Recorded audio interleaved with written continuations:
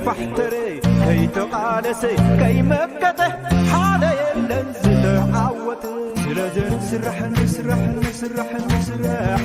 سرح كبرتي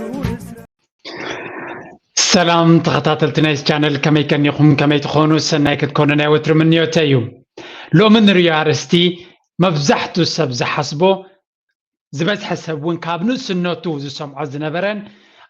بزعبا سدت كنزارب كلنا أمريكا كندا زبلسي قال كابتك قدامي وي كاب بزلا على درجة زرقوح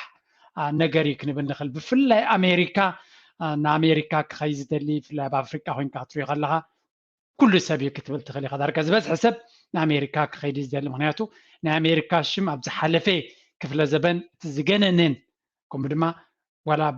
بمبزحتو مسعت كرخلو زبز حسب أمريكا كسددن أب أمريكا كنبرنيز دلي ولا بأوروبا زلي زلزلو مهور زي مهور أب كل عين الدرجة زلو أب أمريكا عدل ترغيبو كنبرز دلي أزي بزعيو ولا تم أوروبايان حق المزرعة مالتي أمريكا جن كسب كندزي كبرن تفتاونتن زلوا كمنتاي سبق سيو نايب حق دي تقط أبان أمريكا نخمزة عينة حلمتات دي أمريكان دريم زبلوه بفلا يدما مستوى سميناويت مداوبتهم كندا كودادر كله هيوتنا أمريكا نا كندا انتاي زفلال اللوو بخماي كانوا ودادرو نغيل لو مبزا فيديو هنريينا زي فيديو زي بزح سب أمريكا وهين كندا كخيدز دلي كلتين أبستفل عليه درجانا هيوت كن ريانينا أمود أتادما أبز ريسيرش زيلي كن ريو كن فت بفلاي أمريكان كندان فلويز جبرين كن ري كن فتنينا بارزا فيديو زيا كم مجمريا لايك أبوانا بكالوت تكيد بزح سب كابي أوروبا نابزين هجرات كم زخيدون فلتي سلازي زي حبريتا زيا فليت أم تخيلهم دما كتحجزهم تخون أي تخيدت أطول أي بحالني سب أبز دليل خيد ناس إنك كسب زعلو مخازن واصق ساب زخونه مريچ اكسب زبلت مريچو السوق ساب زخونه go for it يزبلانه ስለዚህ ዛ ቪዲዮ እዚያ ክሳብ መወዳታ ተኸታተልዋ ንምክትታል ክጥዕመና ምንታን ድማ ስክሪን ሼር ገይረ ክዛረብ ክፍትን ስለዚህ ምንታን ቀለልና ካብ ዝኮነ ንዛረብ ማለት ካብ ኣርክባብ ስቂልካ ካብ ምዝራብ ኣፋክት ዝተበገሰ ሓበሬታ ክንገብር ስለ ዘለና so let's go America Canada versus United States quality night life كان ودادر كنجمرينا كم تابز حلفة وانا استفل عليني جرمن مس كندا استفل عليها قراد كيرنا زلنا مجمريا جغرافي كواك أمام متعويكا حفشة وحبريتا بزعباتن هاجرن كنرين تنهاجرات كنرينا أبسميناوي أمريكا وكسمين أمريكا بحدك في العالم زر كباكلت هاجرات كونا خلوا عبيتن وين كساد نقصاديو تزجرب قرب كندا تعبي سلازي كندا تشعت مليون كيلومتر سفحاتات تشعت زي بتقرنيا قبل لك زي ده شجرني سو تشعت مليون تربيعت كيلومتر سبعة لو كندا سوري أمريكا ما تشعت شمنت أتسقاقعنا مالتيو تربيعت كيلومتر سبحة لو سلازي كندا تعبب بصفحاتها مالتيو كلتين تمساسالك وعنقو علوين انجليش يزرب محدراناتو وين تمساسالنت علو فدرالاوي سيستم يزلوان كلتين هاجرات سلازي قرب ناي كندا ابتتجزات ناي موناركي ويكا كونستيتيوشنال موناركي بس ناي عباي بريطانيا سلازي تعازو مالتيو امريكا جن فدرالاوي بريسيدنتاوي ريبابليك تبحال مالتيو ممسرات ناتن أمريكا شن شوعات 176 كون كله كبابي 100 عام دحرا دما شن شو من 190 شوعاتن كندا تمثيلتا رئيس كتما ناي كندا اوتوا بحال ناي أمريكا دما واشنطن دي سي يبحال مالتيو شو أقداس حبريتا رينا لنا حج دما نفز بغناتينا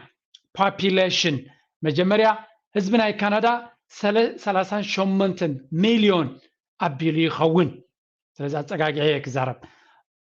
عبي مريتي ناسن هنا 38 مليون حزب تراي قمت الله أب أمريكا ترينا 330 حدن ويكا 330 كلتن أستات مليون أبيل حزبي أو يقمت مالتي سلازي أمريكا أزيو عب هاجر كبهال كله كب بمنطر كالوت هاجرات كرخلو أزيو بزو حزبون سلازلو عب ماركت سلازخوني مريتا عبيو لليو دما بزح حزب دما يغمت الله بزح كتب لها كل زي ريلاتيفلي اندي خاتزارب بمزمات مس تشاينا ودادر كله ازيو وحد حزبي مس كالوت هاجرات عالم كره خلوغن ازيو بزح حزبي صعكنا يتزبي ويكا population density تغنرتغينا كندا 3.8 حزبي نتربع كيلومتر قمتو خلو 3.8 بامريكا يقمتو life expectancy this is very important هجي عدمي ناي منبار عدمي ناي زيغاتات كنريو خلنا ندق تبعتيو اب كندا 8 يو اب امريكا 75 سلازي بولك كنريو خلنا زفلالنا بتاعت الجمعة تعلو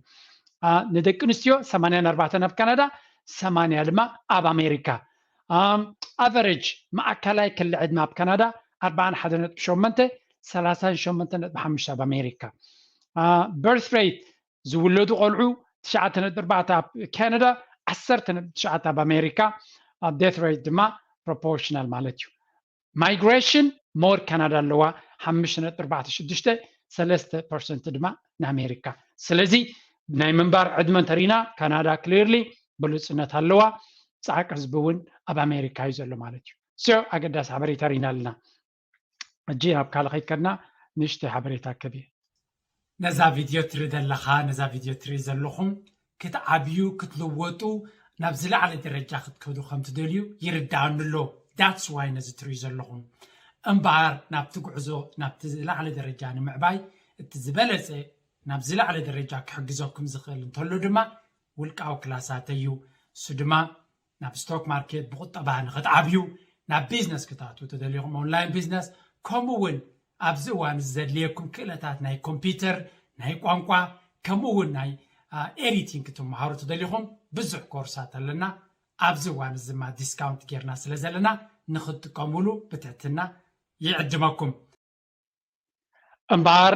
تا اقداسنت بتمصحجي كواليتي اوف لايف إنا غنري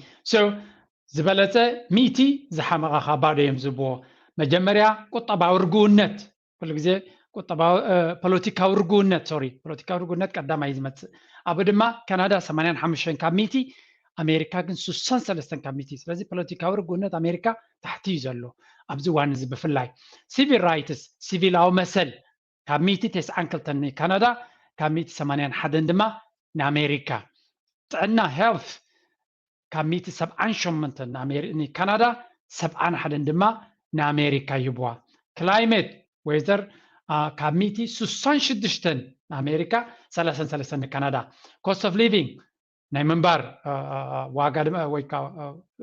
صبغنات ناي منبار دمان ترينا نكندا 30 شوعة كريتين 30 شوعة نالوا popularity هبو بالندمة نكندا 45 نأمريكا 7 حدن سلازي برقونت ناي بوليتيكا سبعو مسالات كومون بتعنا انترينا ابسولوس ينتات كندا بلوز كوين يركب مالتي سو ابليو منالبات بويذر كومون بهببنت بقول لها قطع مكازيك نغرات كن امريكا يمت مالتي سو زي غارينا لنا كنقصلينا نيكست ايكونومي بتعمي زقد سنارسنا انا ايكونومي سو اب ايكونومي غرينا عجي مجمريا ايكونومي كنزارب كلنا unemployment شغلة البونت اب كندا شوعة بحمشته اب امريكا حمشته بحمشته زيوم ريت زياتهم بناي عميو اب زوانزي كال فيجر يزلو جن بحفشا كل جزء شغلة البونت اب امريكا منالبات انت كم زين حج الريسيشن نبلو زلنا انت العيلون برك التيفيو سلازي سرح ناي مركب تخلو مبزحت جزء اب امريكا زبالته كوين يركب ولا كبيرو باون كبزعت اقراتهم كنريا خلنا inflation rate زغبابنا يكتبا كلتين تمساسالنت كلواني غليو ازي ابز نريو زلناون نز وان نز زغلص ايكون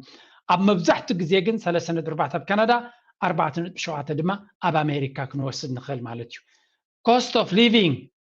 من منبار واغا وكا كبرنا واغاتات كنزارب كلنا مس امريكا بمنصر كندا يخبر كاب امريكا مالتيو taxes قرض كا ازي اقداس باتاي اب كندا 4.5 كون كله on average نخلو تقاليلو average كريو خلو ينبر استفل عليه variables كله خلي ናይ ኣሜሪካ ድማ 36.6 ኮይኑ ይርከብ ስለዚ ካናዳ ኣብ ታክስስ ካብ ኣሜሪካ ይበልፅ ማለት እዩ so this is also very surprising ምክንያቱ ኣሜሪካ more private ክንብሎ ከለና ብፍላይ ኣገባብ ሲስተም ናይቲ ኢኮኖሚ ዘይትፈልጥ ኮይንካ more taxes እውን ኣብ ኣሜሪካ ከም ዘሎ ይሕብረና ማለት እዩ average income ማእከላይ ኣታዊ ኣብ ኣሜሪካ ናብ ካናዳን ክንሪኦ ከለና ማእከላይ ኣታዊ ኣብ ካናዳ 48,000 ኣስታት 48,000 ክኸውን ከሎ ናይ ኣሜሪካ ግን ከባቢ ዕፅፍናቱ ወይ ከዓ 70,000 ኣቢሉ ኣስታት ኣፀጋጊዐ ዘረብ ዘለዎ ኣስታት 70,000 ኣቢሉ ይኸውን ማለት እዩ ናይ ኮራፕሽን ተኽእሎታት ኣብ ካናዳ 26 0 ዩት ዝበለፅ ኣብዚ 26 ኣብ ካናዳ 33 ድማ ኣብ ኣሜሪካ ስለዚ ሞር ኮራፕሽን ኣብ ኣሜሪካ ይርከብ ካብ ኣብ ካናዳ ማለት እዩ እዚ ዝቕፅል ዘሎ ጂዲፒ ክንሪና ፅንሕ ኢልና ክንሪኦ ስለ ዝኾና እዚ ናይ ቁጠባ ክገድፈየ ኢን ዲቴይል ክንሪኦ ኢና ናይ ትሕተ ቅርፂ ኩሉ ግዜ ከቢድ እዩ ከተወዳድር ናይ በይኑ ቪድዮ ክትገብር ኣለካ ምክንያቱ ልክዕ ከምቲ ሓደ ከተወዳድሮ ስለዘይትኽእል ብሓፈሻ ግን ተመሳሳልነት ክህልዎም ይኽእል ብስፍሓት ናይ መሬትን ብብዝሒ ህዝቢ ኢኻ ክትሪኦ ዘለካ ካናዳ ዓብ መሬት እዩ ውሕድ ህዝቢ ስለ ዘለዎ ምስ ናይ ኣሜሪካ ዝወዳደር ትሕተ ቅርፂ ክህልዋ ይክእልኒ ብስፍሓት ብፐርሰንቴጅ ክትሪኦ ከለካ ግን ክልቲአን ስልጡናት ሃገራት እየን ክንብል ንኽእል ኤነርጂ ኮንሳምፕሽን ከምኡ ቴሌፎን ገለመለ እዚ እውን ብዙሕ ኣገዳስነቱ ኣይረኣየንን እዩ ንክንዛረበሉ ጥዕና ምክንያት ክልቲአን ስልጡናት ሃገራት ስለ ዝኾና ኣብ ጥዕና ብውልቅና እውን ዝትንክፈና ስለ ዝኾነ ክልቲአን ተመሳሳልነት ኣለዎን ከም መዐቀኒ ንዓራታት ብዝሒ ዓራታት ንሽሕ ነበርቲ ክርእይዎ ከለዉ ክልቲኦም ንካናዳ 2.5 ንኣሜሪካ ድማ 2.87 ስለዚ ኣብ ሆስፒታላት ኣሜሪካ ይበልፅ ማለት እዩ ፊዚሽንስ ደኳትር ንሽሕ ሰባት 2.6 ኣብ ካናዳ 2.59 ተመሳሳሊ ድማ ኣብ ክልቲአን ሃገራት ሽኮርያ 7.6% ኣብ ካናዳ 10.8 ድማ ኣብ ኣሜሪካ ስለዚ ምግጃፍን ሽኮርያን ገለመለን ኣብ ኣሜሪካ ዝያዳ ይገንን ዓባይ ሰዓል 0.06 ኣብ ካናዳ 0.02 ድማ ኣብ ኣሜሪካ ስለዚ ሞር ኣብ ካናዳ ኣሎ ማለት እዩ ዋላ እኳ ንእሽተይ እንተኾነ እቲ ናይ ምሕዋይ ተኽእሎ 79 ኣብ ካናዳ 75 ድማ ኣብ ኣሜሪካ ሽጋራ ናይ ምትካኽ 13% ኣብ ካናዳ 23% ድማ ኣሜሪካ ስለዚ ሞር ኣትከኽቲ ሽጋራ ኣብ ኣሜሪካ ኣለዉ ማለት እዩ ካብ ካናዳ ንላዕሊ ዌዘር ያ ሪና ነርና አንተቦ ብሓፈሻ ንደቡብ ገፅና ካናዳ ንሰሜን ስለ ዘሎ ኣብ ዌዘር ኣብ ኣሜሪካ ከም ዝበልፅ ንርኢ ኣለና ማለት እዩ ቋንቋ ዝዝረብ ተሪና ብሓፈሻ ክልቲአን እንግሊሽ ተዛረብትየን ብፐርሰንቴጅ ተሪና 59 ኣብ ካናዳ 82 ድማ ኣብ ኣሜሪካ እንግሊሽ ይዛረብ ስለዚ ብቋንቋ ተሪና ኣሜሪካ ይቀልል ምክንያቱ 82% እንግሊሽ ስለ ዝዛረቡ ሓደ ቋንቋ ኢኻ ክትሕዝ ትኽእል እዚ ድማ ኣብ ካናዳ 22 ፍሬንች ዝዛረቡ ኪቤክ ዝበሃል ኤርያ ፍሬንች ስለ ዝዛረቡ ኣሎ ማለት እዩ ብመንፅሩ ድማ ኣብ ኣሜሪካ 17 ስፓኒሽ ዝዛረቡ ኣለዉ እቲ ካልእ ድማ በብፐርሰንተጁ ብዙሕ ቋንቋታት ክህሉ ይኽእል ግን ንኣሽቲ ፐርሰንተጃት እዮም ክንብል ንኽእል ሃይማኖታት ተሪና ክልቲአን ክርስቲያን ሃገራት እየን ስለዚ ብሓፈሻ 67% ክርስቲያን ኣብ ካናዳ ክኾኑ ከለዉ 78.5 ድማ ኣብ ኣሜሪካ ክርስቲያን እዮም ናን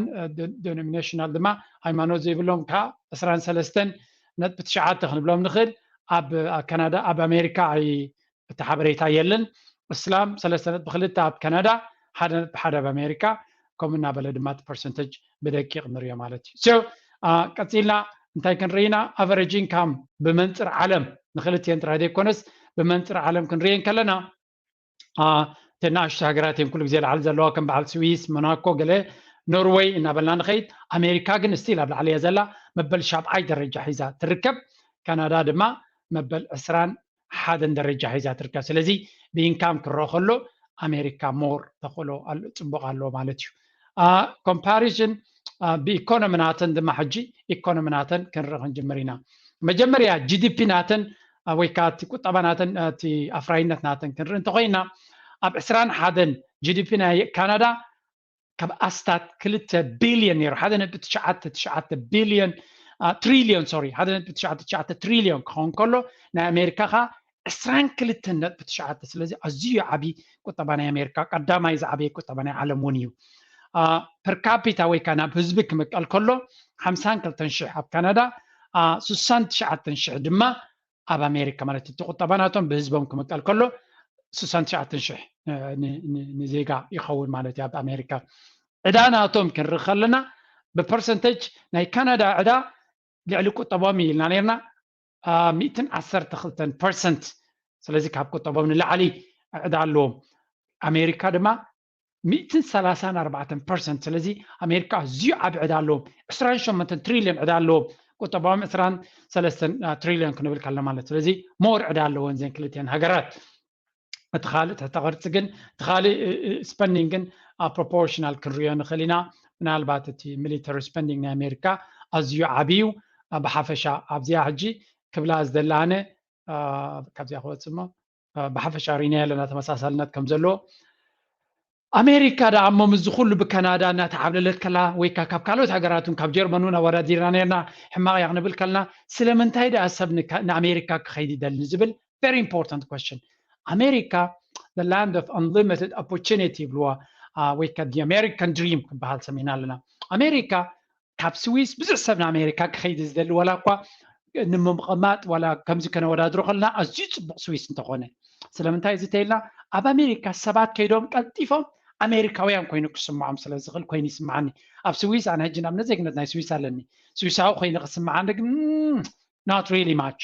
ምክንያቱ ስዊሳዊ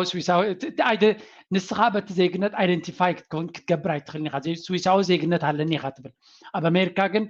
ብተዛማዲ ኣሜሪካውያን ይኾኑ ኣሜሪካዊ ኮይኑ ይስምዖም ምክንያቱ መብዛሕትኡ ሰብ ከምኦም ቅድሚኦም ዝመፀ ኮይኑ ስለ ዝስምዖም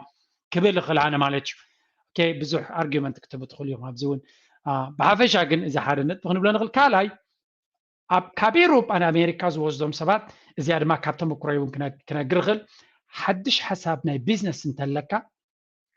ኣሜሪካ ዝበለፀ ዓዲ እዩ ምክንያቱ ሓደ እቲ ቬንቸር ካፒታል ዝብሎ ወይ ከዓ ንሓደሽቲ ሓሳባት ናይ ምጥማትን ናይ ምሽታትን ኣብ ኣሜሪካ ዝለዓለ እዩ ኣብ ኤሮጳ ሓድሽ ካምፓኒ ዳርጋ የለን ክንብል ንኽእል ኢና መብዛሕትኦም ካምፓኒታት ናይ ኤሮጳ ኣረግቶት ካምፓኒ 100 ዓመት 50 ዓመት 80 ዓመት ዝገበሩ እዮም በንጻር ኣብ ኣሜሪካ SAP 500 ተሪናተን ቀዳሞት 5 ዘለዋ ኣብ ኣሜሪካ ቀን 20-30 ዓመት ዘይነበረ ጉግል ኣፕል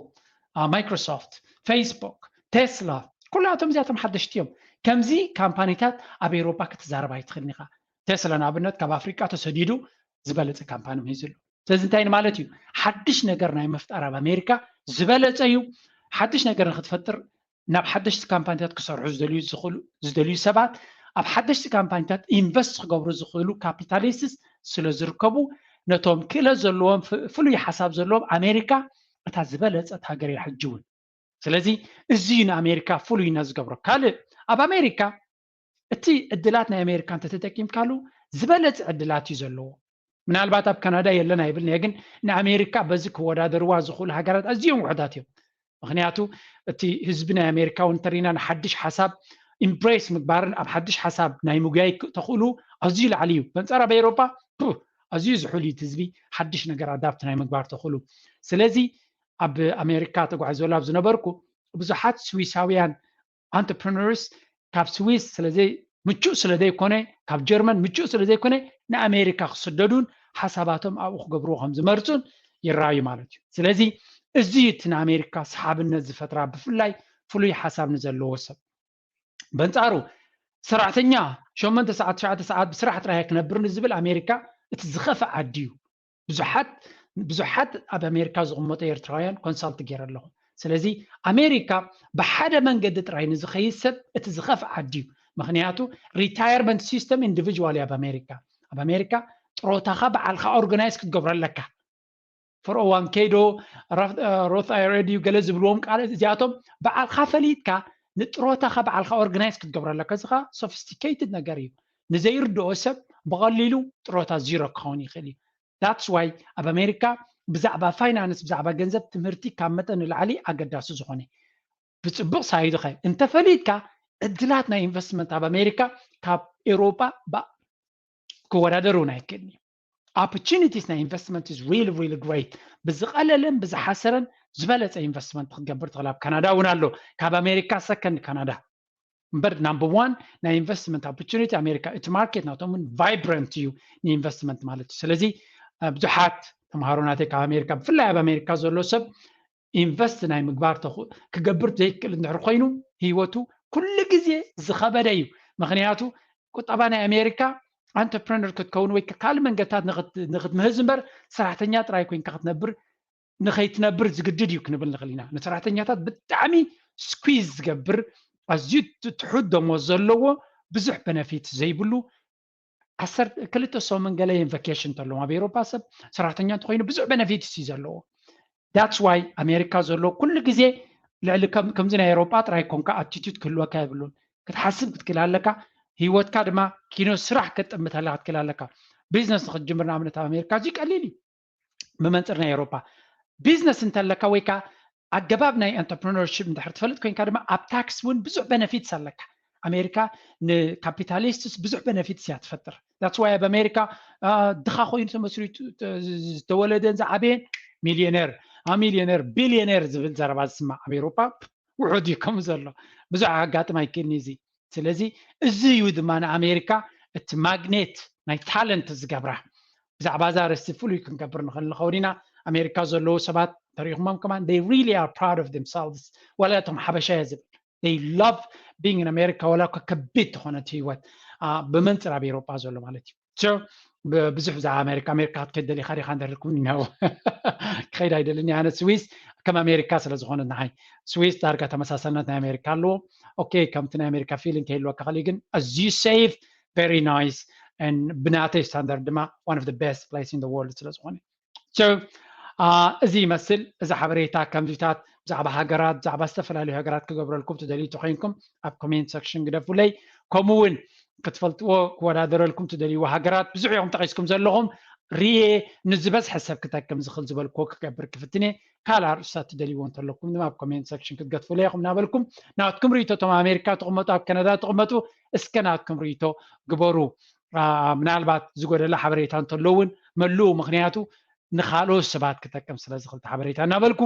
ኣብዚ ክውድየ ኣብ ካልእ ክሳብ ንራኸብ ድሓን ኩን ብለኩም ፅቡቁ ቻው